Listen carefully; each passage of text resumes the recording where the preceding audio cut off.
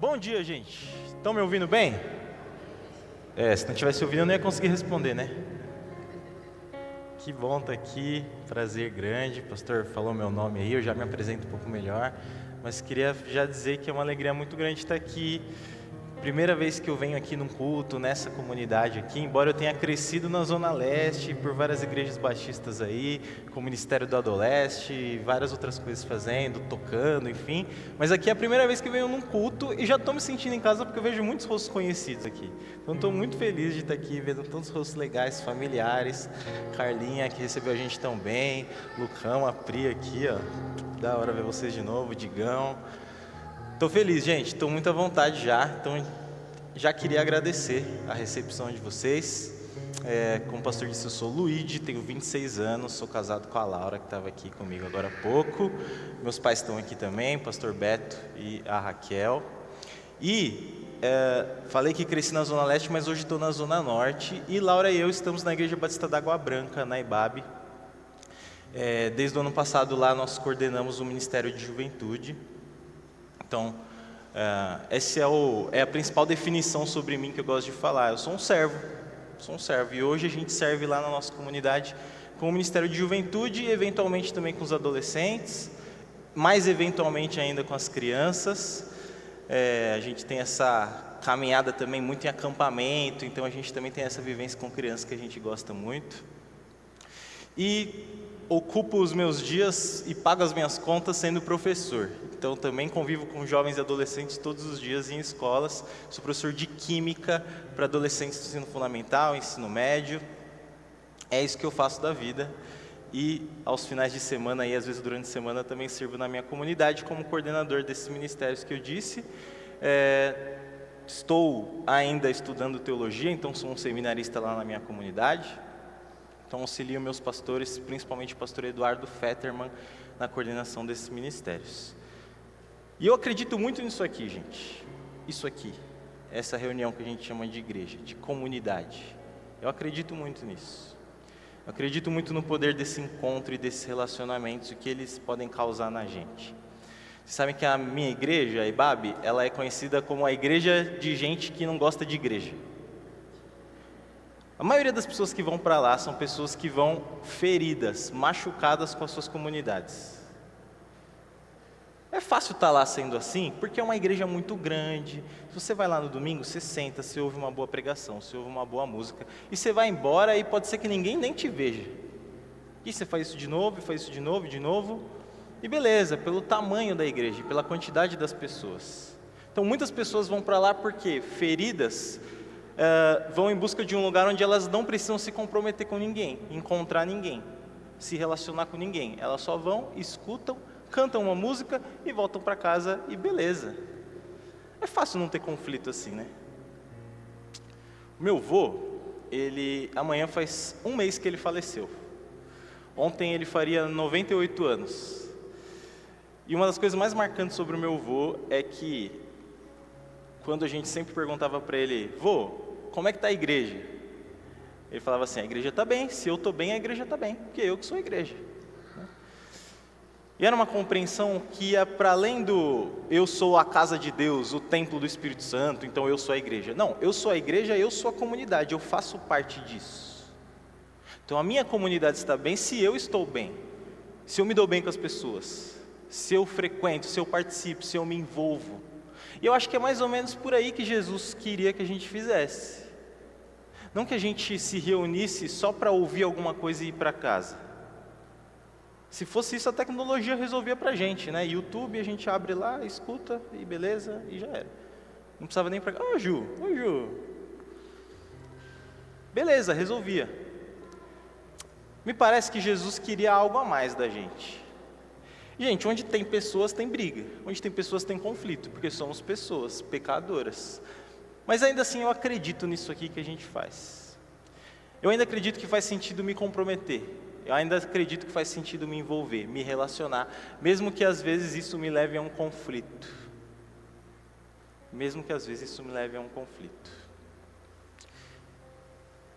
E vai acontecer, vai ter conflito. E é por isso que eu enxergo muito isso aqui, essa comunidade, essa reunião, como uma comunidade de reconciliação, de restauração de relacionamentos, de amizades, de famílias e de resolução de conflitos. Eu queria dividir esse pensamento que eu tenho com vocês a partir de uma história que Jesus conta para Pedro e para seus discípulos, lá no Evangelho de Mateus, se você quiser abrir e ler comigo, Mateus capítulo 18, versículo 21.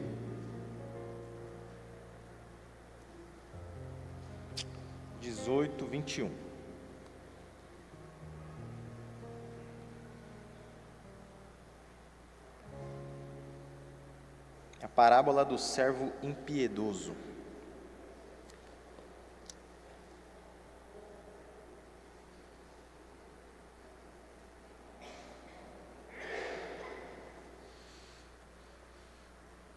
Podemos ler? Então vamos lá. Então Pedro aproximou-se de Jesus e perguntou: Senhor, quantas vezes deverei perdoar a meu irmão quando ele pecar contra mim? Até 7 vezes? Jesus respondeu: eu digo a você, não até 7, mas até 70 vezes 7. Por isso o reino de Deus é como um rei que desejava acertar contas com seus servos. Quando começou o acerto, foi trazido à sua presença um que lhe devia uma enorme quantidade de prata. Como não tinha condições de pagar, o Senhor ordenou que ele, sua mulher, seus filhos e tudo que ele possuía fossem vendidos para pagar a dívida. O servo prostrou-se diante dele e lhe implorou: tem paciência comigo, eu te pagarei tudo. E o senhor daquele servo teve compaixão dele, cancelou a dívida e o deixou ir. Mas quando aquele servo saiu, encontrou um de seus conservos que lhe devia 100 denários. Agarrou-o e começou a sufocá-lo, dizendo: pague-me o que deve. Então o seu conservo caiu de joelhos e implorou-lhe: tenha paciência comigo e eu pagarei a você. Mas ele não quis. Antes saiu e mandou lançá-lo na prisão, até que pagasse a dívida. Quando os outros servos, companheiros dele, viram o que havia acontecido, ficaram muito tristes e foram contar ao seu senhor tudo o que havia acontecido. Então o senhor chamou o servo e disse: servo mau, cancelei toda a sua dívida porque você me implorou. Você não deveria ter tido misericórdia do seu conservo como eu tive de você? Irado, seu senhor entregou-o aos torturadores até que pagasse tudo o que devia. Assim também fará meu Pai Celestial a vocês, se cada um de vocês não perdoar de coração ao seu irmão. Senhor Jesus, fale com a gente, fique à vontade em nosso meio e faça bom proveito dessa conversa. Em seu nome, amém. Amém. Forte nessa história. Jesus está conversando aqui com os discípulos sobre alguns conflitos que estavam acontecendo ali na comunidade. Se você ler um pouquinho antes, Jesus está falando sobre como tratar a ofensa que um irmão tem contra você, o pecado que um irmão tem contra você. E aí vem o Pedro e faz essa pergunta de milhões aí: Senhor, quantas vezes eu tenho que perdoar meu irmão? Esse perdoar aí, essa palavra que Pedro usa, é usada outras vezes na Bíblia e é traduzida em outras vezes como deixar para lá, deixar ir, sair. Jesus responde com uma história que ensina muito a gente sobre reconciliação e o quanto Jesus gostaria e quer que as suas comunidades sejam comunidades de relacionamentos restaurados. Isso tem tudo a ver com perdão. Um servo vai até o seu senhor, porque é chamado, e esse senhor lhe cobra uma dívida de 10.000 talentos. E aí o cara vai lá, se ajoelha, implora o perdão, o Senhor concede o perdão, e esse servo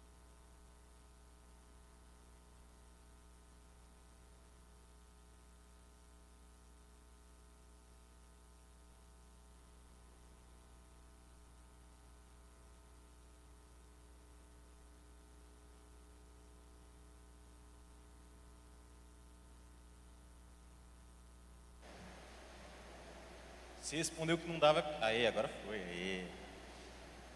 Onde que eu estava? O conservo vai lá e é recebido pelo servo, e o servo fala assim: ó, não, você eu não vou perdoar. A dívida do conservo era de 100 denários. É aqui mesmo, né? 100 denários. 10.000 talentos o servo devia para o senhor. 100 denários o servo devia para o servo. A gente está falando de uma diferença de mais ou menos 600.000 vezes. Estou falando de um cara, um conservo, que deve para o servo 600.000 vezes menos do que o servo devia para o senhor. É uma dívida ridiculamente menor. Ridiculamente menor. 600.000 vezes. Alguns perdões, independente de quantas vezes você deve, mais ou menos, são inconcebíveis para o ser humano. Você olha e fala assim, não merece perdão, não dá. Não olho mais na cara dele. Acabou. O cara me feriu de um jeito que não dá. Não perdoa. Impagável, inconcebível. Agora, se perdão fosse comprável, não seria perdão, concorda? Por que eu faço? Eu te pago, ou eu te justifico o que eu fiz, e beleza, está resolvido. Mas está perdoando quem então? Não, você está se acertando. Então não é perdão. Se fosse comprável, não seria perdão. Se a gente pensar por esse ponto de vista, qualquer perdão é inconcebível, qualquer perdão é impagável, porque você dá, ninguém acerta nada com você, até porque a dívida do cara era impagável. Jesus já está ensinando para a gente, através dessa história, que Ele deseja que as suas comunidades não sejam sustentadas na perfeição dos seus membros, porque nós não somos perfeitos, certo? Somos seres humanos, imperfeitos, pecadores. E vamos errar, e vamos continuar errando, e vamos continuar errando. E se a gente vai continuar errando sempre, não faz sentido eu, de repente, abrir mão de um relacionamento de uma comunidade, ir para uma outra igreja, buscando não me relacionar com ninguém, porque aí não é igreja. Aí eu lembro do meu avô. Se eu estou bem, a igreja está bem.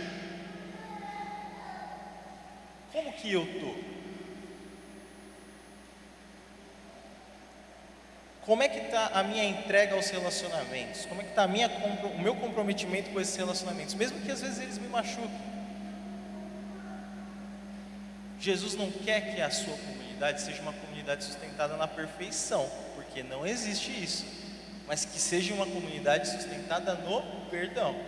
E no perdão, e no perdão, e no perdão de novo, e no perdão de novo, e no perdão de novo, 70 vezes 7. 70 vezes 7. O que Jesus está querendo dizer com 70 vezes 7? É que, filhão, não conta, não fica contando. Porque não adianta contar, se você está contando, você não está perdoando. E se você está contando, esperando que em algum momento acabe a conta, você não está perdoando de fato. Você está ali só esperando o momento que você não vai mais precisar perdoar. Então não conta, perdoa, perdoa, perdoa, perdoa, perdoa, perdoa, perdoa. Eu gosto que na Bíblia, os homens, grandes homens de Deus, eles são pecadores, eles erram, eles perdoam. Às vezes a gente lê as histórias e fica indignado com algumas atitudes, mas a gente até perdoa os caras que a gente lê aqui, que são caras de Deus, e caras que de fato alcançaram o perdão. Mas às vezes alguém dentro da nossa casa comete um pecado contra a gente não perdoa. Alguém que a gente conhece, que a gente ama, ou que ama a gente. Você viveu experiências marcantes com essa pessoa, mas você não perdoa. Mas o cara aqui da Bíblia, você fala que é um homem de Deus, mas o cara é um safado. Mas ele é um homem de Deus. Aí todo mundo fala do Davi, né? Porque o Davi era o rei Davi, o homem segundo o coração de Deus. Mas o Davi pecou, o Davi traiu a sua esposa. Eu gosto muito da história do Jacó. Lembra da história do Jacó? Vamos lembrar a história do Jacó? O Jacó nasce junto com o seu irmão, o Esaú, eram gêmeos. Só que o Esaú sai primeiro da barriga. E o Jacó sai na sequência, segurando o calcanhar de Esaú. E ele já recebe esse nome, Jacó, o agarrador de calcanhar. Ou o traiçoeiro, o traíra. Você já pensou você ser a sua vida inteira chamado por um nome que significa o traidor? Você é uma criança e todo mundo quando vai te chamar pelo seu nome, não é um apelido. Ninguém está zoando com a sua cara, é o seu nome. E na hora que chama pelo seu nome, é a mesma coisa que estivesse te chamando de traidor, de traiçoeiro, de pecador. Esse é o Jacó, que cresce ouvindo isso. E é claro, gente, que ele vai acreditar nisso. Existem várias vozes durante a nossa vida que nos dizem que somos várias coisas. E a gente acredita às vezes. E passa a ser mesmo.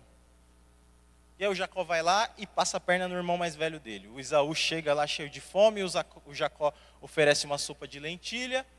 E aí o Esaú troca o direito de primogenitura dele. Aí o Jacó vai lá e passa a perna. Traíra, traiçoeiro. É o Jacó, hein? Aí daqui a pouco o Jacó vai lá e rouba a bênção que o Isaac ia dar para o Esaú. Traiçoeiro. Aí o Jacó foge, porque está morrendo de medo, né? Está em dívida com o seu irmão. Seu irmão quer matar ele. Aí o Jacó foge e vai para a casa do tio dele, que era outro traiçoeiro. Depois leem lá, irmãos, em Gênesis. Quando o Jacó chega na casa do tio dele e conta toda a história que ele teve, de ter passado a perna no irmão dele mais de uma vez, o tio dele olha para ele e fala assim: sangue do meu sangue. Que isso? Eu estou te contando que eu fui um traíra mais de uma vez, você está falando sangue do meu sangue? Você está feliz por isso? E é nesse ambiente que ele convive, o traíra, o traiçoeiro, o agarrador de calcanhar. Na casa de um tio que também é, e o tio passa a perna nele também. Até que chega um momento que o Jacó diz: chega, não quero mais, vou voltar para a casa da minha mãe. Mas o meu irmão está lá, meu irmão vai querer me matar. Será que meu irmão já me perdoou?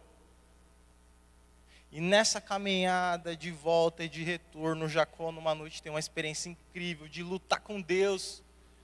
E Deus fala assim para ele: ó, seu nome agora não mais vai ser Jacó, vai ser Israel. Porque você lutou com Deus e com os homens e venceu. O que Deus está falando para o Jacó? Está falando assim: filho, você lutou sua vida inteira contra várias marcas e estigmas que colocaram sobre você. Traidor, traiçoeiro, pecador. Não vale nada. Mas agora eu vou te chamar como eu te vejo. Como filho amado meu, como perdoado. O Jacó encontra o Esaú e ele é perdoado. A relação deles é restaurada. Porque esse é o nosso Deus, é um Deus de restauração. Esse cara traiçoeiro, traidor, agarrador de calcanhar, que a gente chama de homem de Deus, foi de fato um traiçoeiro, um agarrador de calcanhar. Ele foi mesmo, mas Deus restaurou a história dele, inclusive o relacionamento com quem ele tinha passado a perna. E esse é o Jacó, que hoje a gente fala, o Deus de Abraão, de Isaac e de Jacó.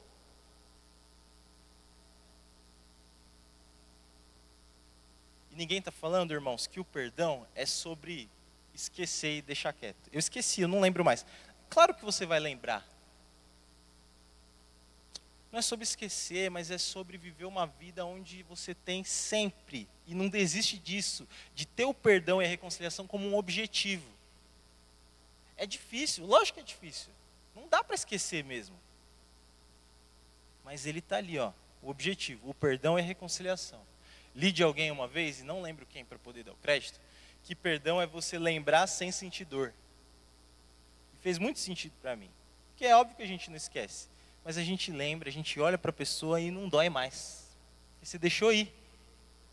O sentimento ruim saiu.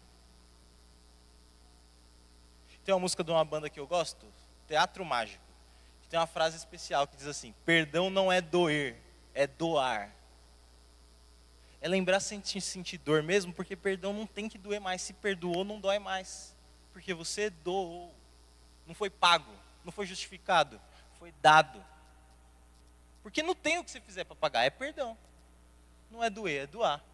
É como se você enchesse, quando você não perdoa, você está com o seu pulmão cheio de ar. Vamos fazer isso para tentar ter essa experiência? Enche o seu pulmão de ar e não solta. Ah, não dá. Tem uma hora que você precisa soltar. E solta mesmo. Imagina que quando você não perdoa, você está com o seu pulmão aí cheio de ar. E enquanto ele está cheio de ar e esse ar não sai, você não consegue fazer mais nada. Nada mais entra de bom. Você não respira de novo, não entra um ar novo, não entra comida, não entra nada. Vai chegar uma hora que você vai fazer o quê? Sufocar e morrer. Te sufoca. Não perdoar sufoca, gente. Esse ar que não sai. Sabe criança que vai brincar de quanto tempo eu fico sem respirar? Aí fecha o olho, aí daqui a pouco...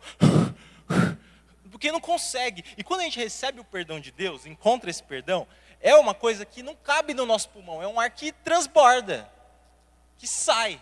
Não fica mesmo. Aí é a criança que não consegue segurar a respiração e... Porque você encontrou um ar, você sabe que o ar é bom. E aí você se vê como perdoado. E você também se perdoa. E se perdoar e perdoar o outro, é também aceitar o perdão de Deus para você. E aceitar esse perdão de Deus para você é se ver como perdoado. E ver o outro como perdoado também. E se ver como perdoado e ver o outro como perdoado, como uma experiência de reconciliação, é também tudo sobre humildade. Porque humildade, irmãos, não é ser aquele pobre, coitado, que fica se colocando abaixo dos outros. Humildade é quando você se vê como você é. Você não se acha mais, você não se acha menos por isso. Não é autoestima elevada, não é baixa autoestima. Não, você se vê como você é. E sabe o que você é? Perdoado. Perdoado. Se esse servo da nossa história tivesse realmente se visto como perdoado pelo seu Senhor, o Senhor perdoou ele. Mas se ele tivesse se visto como perdoado, ele poderia, ele deveria ter também perdoado com o servo. É isso que a gente aprende com essa parábola aqui. Que eu sou perdoado e por isso eu perdoo. Eu sou perdoado e por isso eu perdoo. Um teólogo chamado N.T. Wright, ele vai dizer que quando você perdoa, é como se você estivesse passando adiante uma gotinha de água de um balde cheio que Deus já concedeu para você. Você já foi perdoado. E é por isso que você perdoa. Lembra da oração do Pai Nosso que Jesus ensina? Perdoa as nossas dívidas, assim como perdoamos os nossos devedores. Deus, perdoa aí, vai, porque eu estou perdoando. Eu perdoo porque eu sei que Ele vai me perdoar. Aliás, Ele já me perdoou. Isso é humildade. Eu sou perdoado. E você também é. E é por isso que eu te perdoo. Que eu me vejo como eu sou. E uma comunidade que é perdoada precisa ser uma comunidade perdoadora. Precisa ser uma comunidade reconciliadora. Porque é difícil, irmãos? É difícil. É muito difícil. Eu sei que é. Mas se Jesus nos deu isso, essa missão de ser essa comunidade, aliás, e nos perdoou, nos deu esse presente de sermos perdoados, nós somos capazes de perdoar. Isso é outro teólogo croata que vai dizer, o Miroslav Volf, que Deus, Jesus Cristo, Ele perdoa por meio de nós, através de nós. Então nós somos sim capazes de perdoar.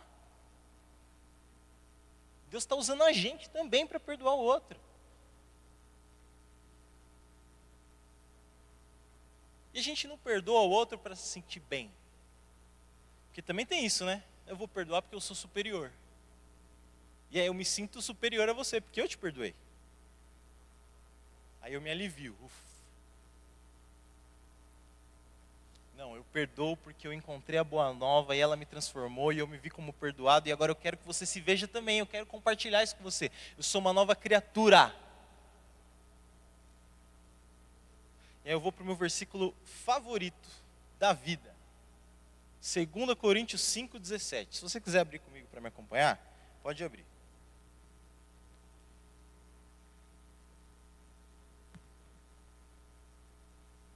Eu vou abrir também, porque eu quero ler também a sequência dele.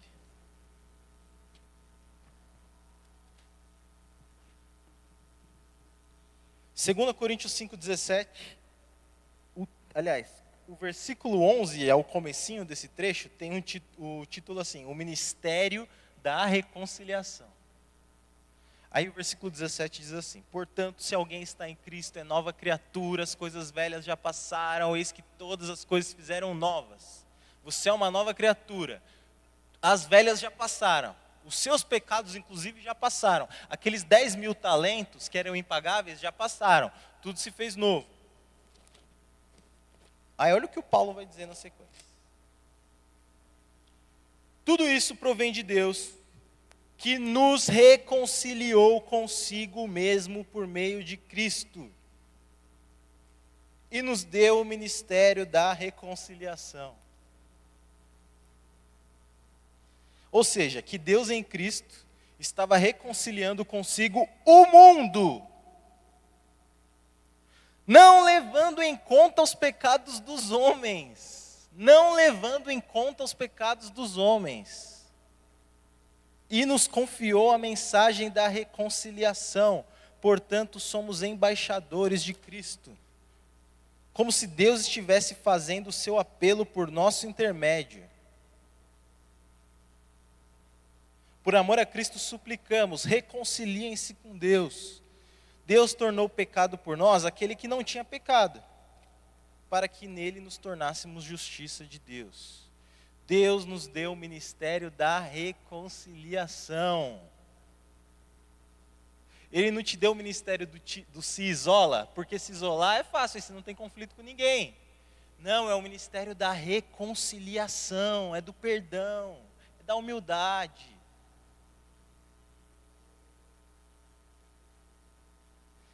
A teologia latino-americana vai falar do conceito de missio Dei. Deus está em missão no mundo. Deus está em missão no mundo.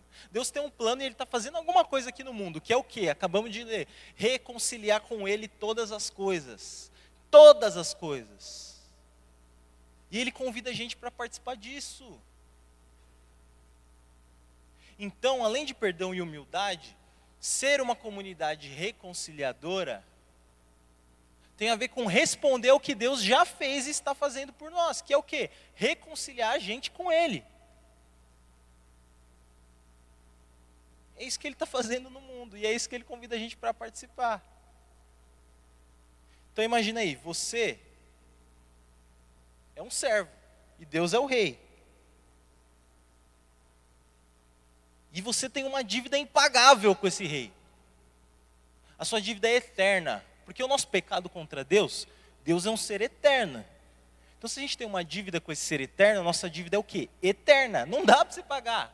É impagável. E digo mais, você não merece que seja perdoado. É impagável, é eterno. Aí o que Deus faz? Resolve de um jeito eterno, através do sacrifício de Jesus. A cruz que a gente celebrou agora há pouco ali, ó. Essa experiência maravilhosa que a gente teve hoje é para relembrar essa dívida paga, esse perdão concedido por uma dívida eterna, impagável, que você não merecia que fosse paga. Aí Ele foi lá e pagou, de forma eterna, está resolvido, o perdão para você é eterno. E ó, a gente acabou de ler, não levando em conta os pecados dos homens. O que é isso? É 70 vezes 7, não tem conta. Se Deus fosse levar em conta os 10.000 talentos aí, ó, a sua dívida impagável, não ia pagar. Porque a gente está falando de perdão, não tem preço que pague. Aí você lê essa história e fala assim, pô, que absurdo, dá até raiva do cara. O cara teve uma dívida impagável perdoada, aí ele vai lá, pega o outro pelo pescoço e fala assim, não vai ser perdoado, uma dívida ridiculamente menor. Então você, servo, que teve a sua dívida eterna, impagável, imperdoável, perdoada, quando você não perdoa o seu irmão, você está fazendo exatamente o quê? Esse mesmo absurdo. Você olha e fala assim, que absurdo. É isso que você está fazendo. E é duro o final da história. Jesus fala assim que o Senhor pega o servo e manda ser torturado. E fala que se a gente fizer essa mesma coisa, Deus vai fazer isso aí com a gente. Mas não é, meus irmãos, que Deus vai tirar o favor dele sobre nós. Não é que assim, beleza, eu aceitei Jesus, eu vim na igreja, mas como essa semana eu vacilei, eu não vou nem tomar ceia, porque senão eu vou ser torturado, igual aquele servo, eu não perdoei meu irmão essa semana. É que é um absurdo você aceitar o perdão de Deus e se dizer perdoado e não perdoar o outro, porque é um negócio que não cabe em você, é um ar que está no seu pulmão que sai, que transborda. Porque você sabe que tem um ar novo para entrar, porque é tão gostoso esse ar de ser perdoado, é tão libertador, que sai. Você quer que outras pessoas experimentem também. Porque você se vê como perdoado. É um absurdo aceitar o perdão de Deus e não perdoar o próximo. Então não é que é cruel o que Jesus está falando. É só que talvez, se você diz que aceita o perdão de Deus e se vê como perdoado, mas não perdoa o seu irmão, é porque talvez você não tenha mesmo aceitado esse perdão de Deus por completo. Talvez você ainda não olha no espelho e fala assim, eu sou um filho amado e perdoado. Talvez você ainda não se perdoou. E se perdoar e perdoar o outro, é aceitar o perdão do Senhor. E meus irmãos, em nome de Jesus, Deus não nos chamou para vivermos abusos, amém? De nenhuma ordem. Então eu não estou falando para você que você precisa perdoar alguém e conviver com aquela pessoa. A pessoa te faz um mal danado. Às vezes a gente não está falando de uma ofensa aqui, xingou a minha mãe. Não. Você pode ter vivido uma experiência traumática que mudou sua vida para sempre de forma negativa. A gente pode estar falando de crimes aqui contra a vida. Ninguém está falando para você perdoar alguém e conviver com essa pessoa e abraçar e dar beijo e maravilhoso. Deus não nos chamou a gente para sofrer abuso. A gente está falando sobre um olhar misericordioso, compassivo, perdoador, reconciliador, pacificador. Pô, mas aquela pessoa me faz mal. Vai embora. Deixa aí. Sai. Lembra da origem da palavra? Vai. Você não precisa ficar perto dessa pessoa, não. Pô, não precisa tratar mal ela. Mas também não fica. Você não quer beleza, gente. A gente pode amar de longe. Né? Amar o próximo não significa amar o que está perto. Próximo não quer dizer que o cara precisa estar perto. Deus não quer que você fique num relacionamento que te faz mal, que abusa de você. Não é isso. Mas o perdão de Deus por nós é essa coisa que preenche o nosso coração e transborda. E transborda. E não cabe na gente. E vai. Liberei. Espero que você também sinta esse alívio, porque eu estou sentindo. E eu me vejo como perdoado. E eu quero que você também se sinta, porque eu sei que você é igual eu. Pecador, mas perdoado. Queria te desafiar, meu irmão, nessa manhã, de ceia. A gente celebrou o que Deus fez por nós, de reconciliar a gente com Ele. Todo mundo, todos os pecadores. Os que devem 10 mil talentos e os que devem só 100 denários. Todos. E, se você pensou em alguém aí, queria te desafiar que essa manhã tenha sido um marco para você decidir se reconciliar com essa pessoa. Mas eu não quero mais conviver com ela, ela me faz mal. Tá tudo bem, não precisa. Mas você pode liberar um perdão para ela. Não precisa chegar também e falar assim, ô meu irmão, te perdoo, viu? A pessoa não sabe nem do que você está falando. Você pode começar a restaurar um relacionamento. E aí, eu não sei se vai ter mais uma música, vai ter mais uma música? Pode ser que enquanto o pessoal toque mais uma música, ou não, você lembrou desse alguém, e para não perder tempo, manda uma mensagem já para essa pessoa. Essa aí que veio na sua cabeça enquanto eu estava falando. Você ficou, caramba, meu, estou guardando um sentimento ruim aqui, e você já está sufocado. Manda uma mensagem para essa pessoa. Ou liga para ela hoje à tarde, manda um áudio. Ou vai que ela está aqui. Encontra ela aí, abraça ela. Assim, meu irmão, vamos começar de novo. Porque Cristo nos confiou o ministério da reconciliação. Portanto, a nossa comunidade, eu não falo a Igreja Batista Nova Jerusalém, mas a comunidade dos filhos de Deus, precisa ser uma comunidade de reconciliação, de restauração de relacionamentos. de perdão. De perdão. Mas eu só perdoo se eu me vejo como perdoado. Senhor Jesus, obrigado pelo que o Senhor fez por nós. Obrigado porque um dia o Senhor olhou para a gente e não levou em conta os nossos pecados. E com esse amor tão gigantesco, resolveu nos perdoar. A gente sabe, Senhor, que o nosso pecado, ele não tem preço que pague, que a gente consiga pagar. A gente sabe que a gente merecia ser mesmo ali, entregue à morte eterna. Mas o Senhor resolveu nos perdoar. E pagou o preço que só o Senhor poderia pagar, um preço eterno. Nos perdoou, nos libertou. E a minha oração, Senhor, é para que o Senhor nos visite. Que essa visita seja uma visita que nos permita e nos ajude a nos vermos como filhos amados e perdoados. Porque é só a partir dessa compreensão que a gente vai conseguir perdoar. Então, Senhor, antes da gente perdoar e restaurar qualquer relacionamento, a minha oração é para que o Senhor nos visite e nos ajude a nos vermos como perdoados. Perdoados. E olhar para o outro com mais empatia. E como também um filho perdoado. Porque não tem o que fazer mesmo, Senhor. O que a gente faz não tem o preço que pague. Não tem o que fazer para merecer esse perdão. Mas quando a gente se vê desse jeito, a gente está entendendo nessa manhã. E a gente quer que o Senhor nos ajude a viver isso. Olhar para o outro e falar assim, tá bom, são só 100 denários. Nos ajuda a perdoar, Senhor.